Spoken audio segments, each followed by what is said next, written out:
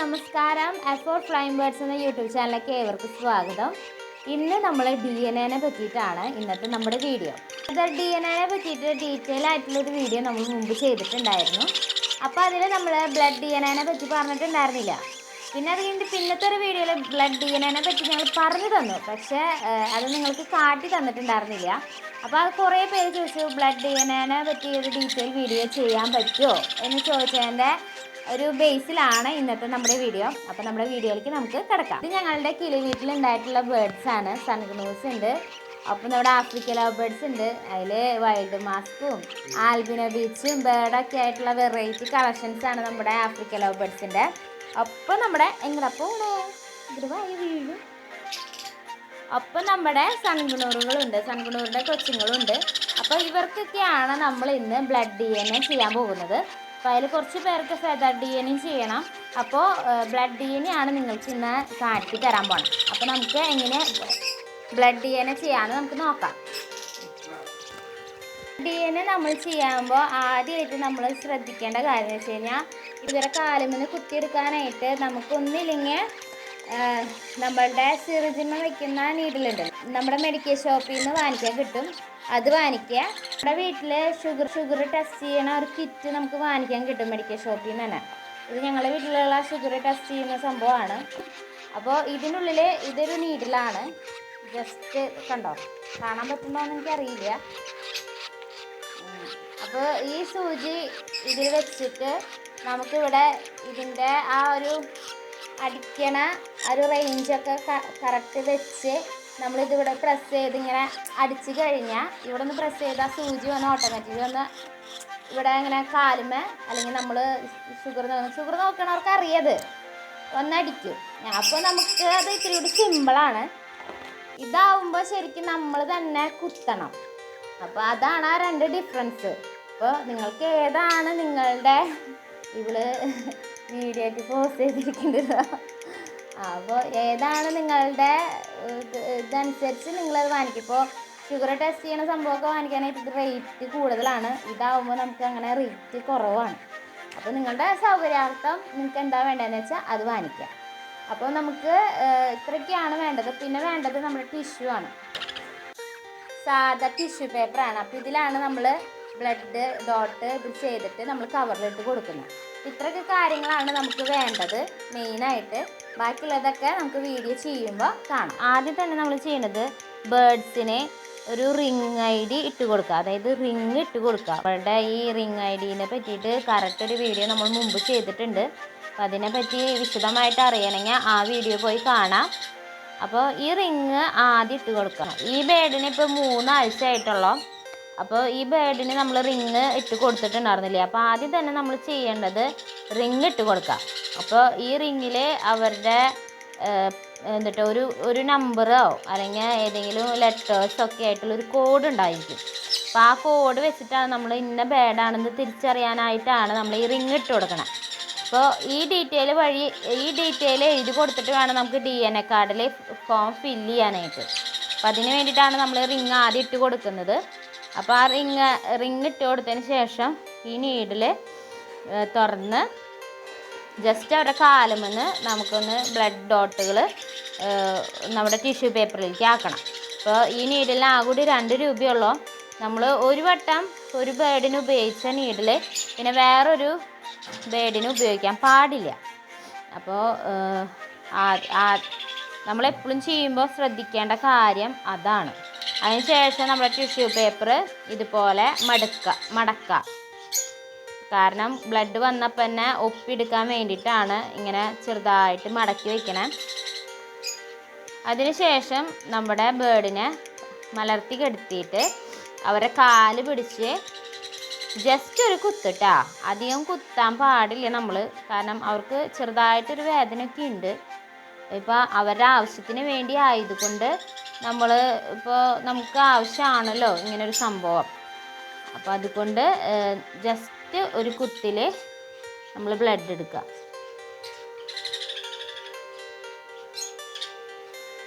പിന്നെ ബ്ലഡ് കിട്ടിയില്ലെങ്കിൽ, കാരണം ആ സ്ഥലത്ത് കാലിൻ്റെ ഉൾഭാഗത്ത് ബ്ലഡ് വരൽ ഇത്തിരി കുറവാണ്. അപ്പോൾ അതുകൊണ്ട് കിട്ടിയില്ലെങ്കിൽ ഒരു കുത്തുകൂടി കുത്താം, ബ്ലഡ് വരണ വരെ.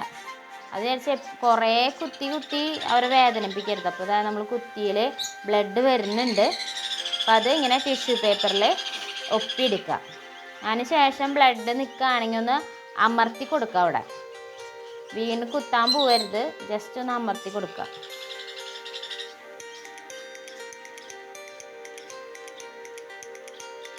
അടുത്ത ബ്ലഡ് വന്നിട്ടുണ്ട്. അപ്പോൾ അത് ഇതുപോലെ ടിഷ്യൂലേക്ക് ആക്കാം. അപ്പോൾ 2-3 ഡോട്ട്, കുറേയൊന്നും ആവശ്യമില്ല. നമ്മൾ ആദ്യം വിചാരിക്കും കുറേ ഡോട്ടുകളും കുറേ ടിഷ്യൂ പേപ്പർ മൊത്തം ബ്ലഡ് വേണമെന്നൊക്കെ നമ്മൾ വിചാരിക്കും. അതിൻ്റെ ഒന്നും ഒരാവശ്യമില്ല. ഒരു 2-3 ഡോട്ടായി കഴിഞ്ഞ് കഴിഞ്ഞാൽ അത്രയും മതി. ഇത്രയും ഡോട്ട് മതി. അപ്പോൾ ഇവളുടെ DNA നമ്മളങ്ങനെ DNAക്കുള്ള സാമ്പിൾ നമ്മൾ എടുത്തു. അപ്പോൾ ഇത് നമ്മുടെ സിപ്പ് ലോക്ക് കവറാണ്. അപ്പോൾ ഈ കവറിൽ നമ്മൾ ആ ബ്ലഡിൻ്റെ സ്ഥലം ഒന്നും തൊടാണ്ട് ടച്ച് ചെയ്യാണ്ട് ഈ കവറിലേക്ക് ആക്കാം. അതിനുശേഷം ഇതിന്മേ ഈ ബേർഡിൻ്റേതായ എല്ലാ ഡീറ്റെയിൽസും എഴുതണം. അപ്പോൾ ഇത് ഞങ്ങൾക്ക് DNA ചെയ്യുന്ന സ്ഥലത്തു നിന്ന് കിട്ടുന്ന സിപ്പ് ലോക്ക് കവറാണ്. അപ്പോൾ അതിന്മേ തന്നെ അറ്റാച്ച് ചെയ്തിട്ടുള്ള ഫില്ല് ചെയ്യേണ്ട ഫോം അതിന്മേ തന്നെ അറ്റാച്ച്ഡ് ആണ്. അപ്പോൾ നിങ്ങൾ ആദ്യമായിട്ട് ചെയ്യുന്നവരാണെങ്കിൽ ജസ്റ്റ് ഒരു വൈറ്റ് പേപ്പർ എടുത്ത് ഇതുപോലെ കുഞ്ഞ് കഷ്ണാക്കി ജസ്റ്റ് ഒരു വൈറ്റ് പേപ്പർ എടുത്ത് ഈ കാര്യങ്ങളൊക്കെ ഒന്ന് എഴുതി കൊടുത്താൽ മതി. Owner, farm, ring ID. അപ്പോൾ ഇപ്പോൾ തന്നെ റിംഗ് ID എഴുതിയതാണ്. ACA farm 65. അതിന് സ്പീഷീസ് സൺകുണൂർ. ഇപ്പോൾ ആഫ്രിക്കൻ ലവ് ബേർഡ്സ് ആണെങ്കിൽ ആഫ്രിക്കൻ ലവ് ബേർഡ്സ്, സൺകുണൂർ ആണെങ്കിൽ സൺകുണൂർ, പിന്നെ നമ്മുടെ കോൺടാക്റ്റ് നമ്പർ, ഇതൊക്കെ ഫില്ല് ചെയ്തിട്ട് കൊറിയർ വഴി അയച്ചു കൊടുക്കാം. അപ്പോൾ നമ്മൾ ഇവളുടെയും DNA സാമ്പിൾ ഇപ്പോൾ എടുത്തു. അപ്പോൾ ഞങ്ങളുടെ കിളികൾ കുറേ ഉള്ളത് കൊണ്ട് ഞങ്ങളുടെ വീട്ടിലെപ്പോഴും നടക്കുന്ന ഒരു സംഭവമാണ് ഈ DNA എടുക്കൽ. അപ്പോൾ ചില ബേർഡ്സിൻ്റെ നമ്മൾ ഫെദർ DNA ആണ് എടുക്കുക. ചില ബേർഡ്സിൻ്റെ സമയത്ത് നമ്മളിപ്പോൾ കൊച്ചു കുട്ടികളൊക്കെ ആവുമ്പോൾ നമ്മൾ ബ്ലഡ് DNA എടുക്കുന്നതായിരിക്കും നല്ലത്. ഒരു 3 മാസമൊക്കെ കഴിയുകയാണെങ്കിൽ നമുക്ക് ഫെദർ DNA എടുത്താൽ കറക്റ്റ് ഫീമെയിൽ ഏത് അതുപോലെ മെയിൽ ഏതെന്നുള്ള കറക്റ്റ് ഡീറ്റെയിൽ കിട്ടും. പക്ഷെ കൊച്ചു കുട്ടികളുടെ DNA എടുക്കുകയാണെങ്കിൽ ഏറ്റവും നല്ലത് ബ്ലഡ് DNA ആണ്. അപ്പോൾ അതുകൊണ്ടാണ് ബ്ലഡ് DNA പ്രിഫർ ചെയ്യുന്നത്. അപ്പോൾ ഒരുവിധ എല്ലാവരും നമ്മുടെ ഫെദർ DNA ചെയ്യാനാണ് ഇഷ്ടപ്പെടുക.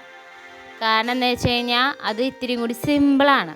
ഇത് ആകുമ്പോൾ നമുക്ക് കിളീനെ പിടിച്ച് അവരെ എന്നിട്ട് ആ കമ്മത്തി കെടുത്തി കുത്തണം. അത് നമ്മളെ സംബന്ധിച്ച് വളരെയധികം ഒരു വിഷമമുള്ള കാര്യമാണ്. അതുകൊണ്ട് നമ്മൾ ബ്ലഡ് DNA അധികം എടുക്കാറില്ല.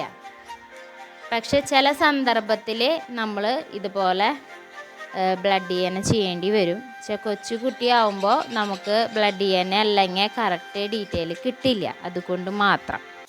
അപ്പോൾ അത് ഇപ്പോൾ ആൽഫയുടെ ഇങ്ങനെ ബാക്കിയുള്ള ബേർഡ്സിനൊക്കെ ഇങ്ങനെ ചെയ്തുകൊണ്ടിരിക്കുകയാണ്. പിന്നെ ഈ നീഡിൽ ഒരു വട്ടം യൂസ് ചെയ്ത് ഇപ്പോൾ ബ്ലഡ് DNA ചെയ്യുമ്പോൾ ഉപയോഗിക്കുന്ന ആ നീഡിൽ ഒരു വട്ടം യൂസ് ചെയ്ത് കഴിഞ്ഞ് കഴിഞ്ഞാൽ പിന്നത്തെ ബേർഡ്സിന് വേറെ നീഡിൽ ഉപയോഗിക്കണം. ആ കൂടി 2 രൂപയുള്ള ഒരു നീഡിലിന്. അപ്പോൾ വലിയ എക്സ്പെൻസീവ് ഒന്നല്ല, ചെറിയൊരു തുകയുള്ളൂ. അപ്പോൾ അതുകൊണ്ട് അത് പ്രത്യേകം ശ്രദ്ധിക്കണം. അല്ലെങ്കിൽ ഈ DNAയുടെ ആ ഒരു കറക്റ്റ് ഫീമെയിൽ മെയിൽ എന്നുള്ള ഇത് നമുക്ക് ചിലപ്പോൾ തെറ്റിപ്പോവും. കാരണം പഴയ ബേഡിന് യൂസ് ചെയ്ത നീഡിൽ വെച്ച് കഴിഞ്ഞാൽ ആ ബേഡിൻ്റെയും ബ്ലഡിൻ്റെ അംശം ആ നീഡിൽ ഉണ്ടായിരിക്കുമല്ലോ. അപ്പോൾ അതുകൊണ്ട് അതൊക്കെ പ്രത്യേകമായിട്ട് ശ്രദ്ധിക്കണം. നല്ല വൃത്തിയിലും വെടുപ്പിലും നമ്മൾ ഈ കാര്യങ്ങളൊക്കെ ചെയ്യണം. അപ്പോൾ ഞങ്ങളുടെ ഈ ഷീറ്റ് എന്ന് പറയുന്നത് നമ്മളെ ബേർഡ്സിന് യൂസ് ചെയ്യുന്ന ഒരു ഷീറ്റാണ്. അപ്പോൾ ഞങ്ങൾ എപ്പോഴും കഴുകി വൃത്തിയാക്കുന്ന ഒരു സംഭവമാണ്. അപ്പോൾ അത് അങ്ങനെ പരിസരം ഇതൊക്കെ ശ്രദ്ധിച്ചിട്ട് വേണം നമ്മൾ ഇങ്ങനത്തെ കാര്യങ്ങളൊക്കെ ചെയ്യാനായിട്ട്.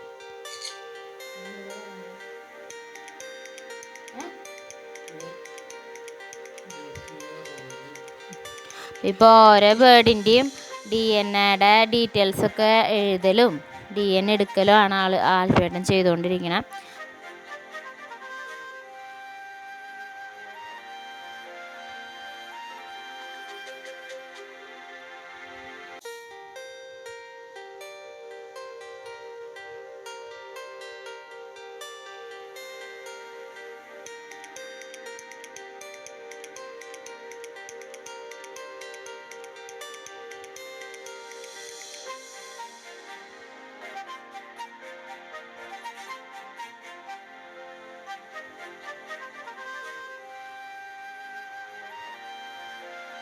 അടുത്ത ബേർഡിനെ ബ്ലഡ് ചെയ്യാൻ പോവാണ്.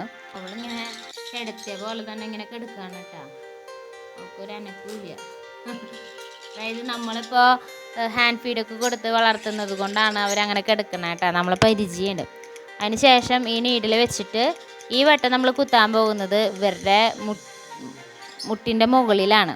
അപ്പോൾ ബ്ലഡ് വരാനായിട്ട് ഇത്തിരിയും കൂടി ഈസിയാണ് ഈ മുട്ടിൻ്റെ മുകളിലായിട്ട് കുത്തിക്കഴിഞ്ഞാൽ. ശരിക്കും ബ്ലഡ് വരും. ഇപ്പോൾ ഉള്ളം കാലിൽ നിന്ന് എടുക്കുന്നേക്കാളും ഇത്തിരിയും കൂടിയും എളുപ്പം നമുക്ക് മുട്ടിൻ്റെ മുകളിൽ നിന്ന് ചെറുതായിട്ട് എടുക്കുന്നതാണ്. അപ്പോൾ വേഗം തന്നെ ബ്ലഡ് വരാനായിട്ട് ഈ ഒരു സ്ഥലം ഈ ഒരു മെത്തേഡ് ഉപയോഗിക്കുന്നതായിരിക്കും കൂടുതൽ നല്ലത്. അപ്പം ഞങ്ങൾ 2 സൈഡിൽ നിന്ന് എടുക്കാറുണ്ട്. അപ്പോൾ ആദ്യമായിട്ട് ചെയ്യാൻ പോകുന്നവർ മുട്ടിൻ്റെ മുകളിൽ നിന്നായിട്ട് കുത്തി ബ്ലഡ് എടുക്കുന്നതായിരിക്കും ഏറ്റവും ബെറ്റർ. അപ്പോൾ നമുക്ക് ബ്ലഡ് വേഗം കിട്ടി. അപ്പോൾ അത് നമ്മൾ ടിഷ്യൂലാക്കി വെച്ചു. അപ്പോൾ ഇതുപോലെ ഇങ്ങനെ ഒന്ന് പ്രസ് ചെയ്ത് കൊടുത്തു കഴിഞ്ഞ് കഴിഞ്ഞാൽ കൂടുതൽ ബ്ലഡ് നമുക്കിങ്ങനെ കിട്ടും. അപ്പോൾ ഒരു വട്ടം തന്നെ നമുക്ക് കുത്തിയാൽ മതിയായിരിക്കും.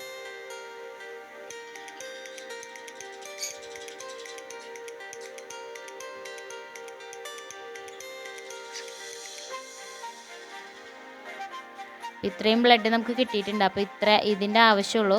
ഇത് നമ്മൾ സിപ്ലോ കവറിലേക്ക് ഇടാം.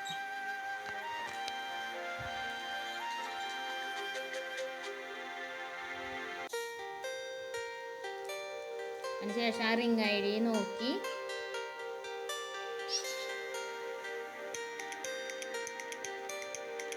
ഡി നോക്കി അതിൻ്റെ ആ നമ്പർ അല്ലെങ്കിൽ അതിൻ്റെ ലെറ്റർ ഏതാണെന്ന് വെച്ചാൽ എഴുതി നമ്മളുടേതായ ഡീറ്റെയിൽസൊക്കെ എഴുതി കൊടുക്കാം. അപ്പോൾ ഇത്രയേ ഉള്ളൂ നമ്മുടെ ബ്ലഡ് DNA. അപ്പോൾ ഇത്ര നേരം നമ്മൾ കണ്ടത് ബ്ലഡ് DNA എടുക്കുന്നതാണ്. ഇത് ഇത്തിരി കൂടി വലിപ്പമായിട്ടുള്ള നമ്മുടെ ആഫ്രിക്കൻ ലവ് ബേർഡ്സ് ആണ്. അപ്പോൾ കുറച്ച് വെറൈറ്റി ആഫ്രിക്കൻ ലവ് ബേർഡ്സ് നമ്മുടെ കയ്യിലുണ്ട്. അപ്പോൾ ഇവർ ഇത്തിരി അഡൾട്ടായിട്ടുള്ള ബേർഡ്സ് ആണ്. അപ്പോൾ ഇവർക്ക് ബ്ലഡ് DNAയുടെ ആവശ്യമില്ല. ഇവർക്ക് ഫെദർ DNA മതി. അപ്പോൾ ബ്ലഡ് DNA ഓൾറെഡി കുഞ്ഞു കുട്ടികൾക്കൊക്കെയാണ് നമ്മൾ ബ്ലഡ് DNA എടുക്കുക കറക്റ്റ് ലഭിക്കാൻ വേണ്ടിയിട്ട്. അപ്പോൾ ഇവർക്ക് നമുക്ക് ഫെദർ DNAയുടെ ആവശ്യമുള്ളൂ. അപ്പോൾ അതിനുള്ള ടൂവൽസ് അവരുടെ ചെസ്റ്റിൽ നിന്നും ഒപ്പം വാലുമെന്നും നമ്മൾ പറിച്ചെടുത്തിട്ട് ഇതുപോലെ സിപ്ലോ കവറിലേക്ക് ആക്കുകയാണ്. അതാക്കിയിട്ട് നമുക്ക് അയച്ചു കൊടുക്കാം. അത്രയേ ഉള്ളൂ, സിമ്പിൾ പരിപാടിയാണ്. അപ്പോൾ ഇതാണ് നമ്മൾ കൂടുതൽ പ്രിഫർ ചെയ്യുന്നൊരു കാര്യം. അപ്പോൾ അവർക്ക് അധികം വേദന ഒന്നും ഉണ്ടാവില്ല. അപ്പോൾ തൂവല പക്ഷേ അതിനൊരു 3 മാസമെങ്കിലും പ്രായമായാൽ മാത്രമാണ് നമുക്ക് ഫെദർ DNA ഒക്കെ ആയിട്ട് സാമ്പിൾ എടുക്കാനായിട്ട് സാധിക്കുള്ളൂ. അപ്പോൾ അതുകൊണ്ട് 3 മാസമായിട്ട് വേണം നമുക്ക് ഫെദർ DNA എടുക്കാനായിട്ട്. അപ്പോൾ ബ്ലഡ് DNA ആണെങ്കിൽ കുഞ്ഞ് മുതൽ നമുക്ക് ബ്ലഡ് DNA എടുക്കാനായിട്ട് സാമ്പിൾ അയച്ചു കൊടുക്കാനായിട്ട് സാധിക്കും.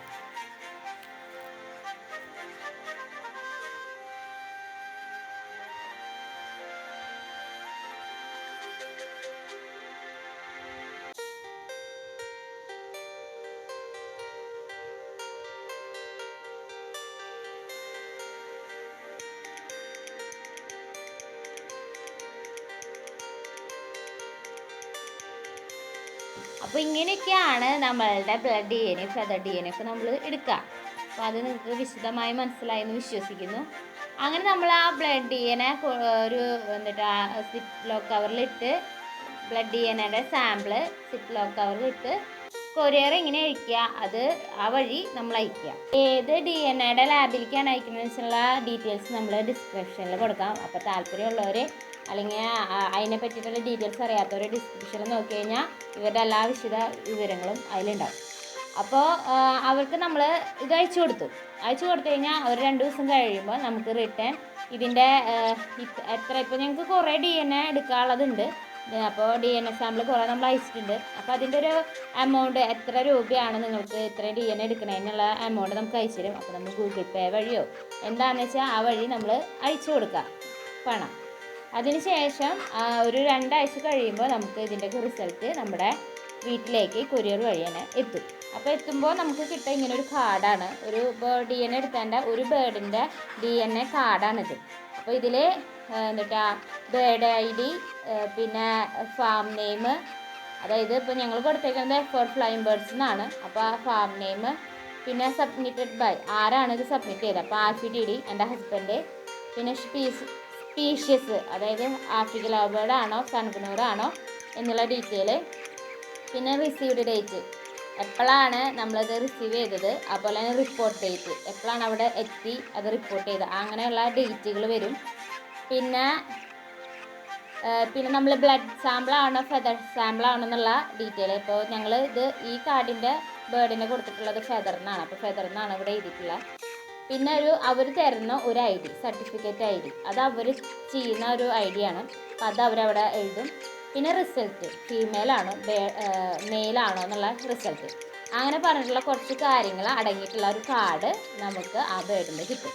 ഇത്രയൊക്കെയാണ് നമ്മളെ ബ്ലഡ് DNA-നെയും അതുപോലെ തന്നെ ഫെദർ DNA-നെയൊക്കെ പറ്റി നമുക്ക് പറയാനുള്ളത്. അപ്പോൾ നിങ്ങൾക്ക് ആർക്കെങ്കിലും ഇതിനെപ്പറ്റി ഞങ്ങൾക്കും ആദ്യമൊന്നും ഇതിനെപ്പറ്റി അറിവുണ്ടായിരുന്നില്ല. അപ്പോൾ ഇങ്ങനെ ഓരോരുത്തരുടെ നിന്നുള്ള അറിവാണ് ഞങ്ങൾക്കിപ്പോൾ ഇത്രയും ബേർഡ്സിനെ കളക്ഷൻ ഉണ്ടാക്കിയെടുക്കാനായിട്ട് സാധിച്ചത്. അതുപോലെ നിങ്ങളുടെ കളക്ഷൻസും വലിയൊരു കളക്ഷൻസ് നിങ്ങൾക്ക് ഉണ്ടാവട്ടെ. കുറേ കുഞ്ഞുങ്ങളൊക്കെ ഉണ്ടായി നിങ്ങളുടെയും ഫാമും അല്ലെങ്കിൽ നിങ്ങളുടെ കിളി വീടൊക്കെ നന്നായി ഡെവലപ്പ് ആവട്ടെ. അപ്പോൾ ഇന്നത്തെ വീഡിയോ നിങ്ങൾക്ക് ഇഷ്ടപ്പെട്ടു എന്ന് വിചാരിക്കുന്നു. അപ്പോൾ പുതിയൊരു വീഡിയോ ആയിട്ട് ഇനി വരുന്നത് വരെ എല്ലാവർക്കും ബൈ.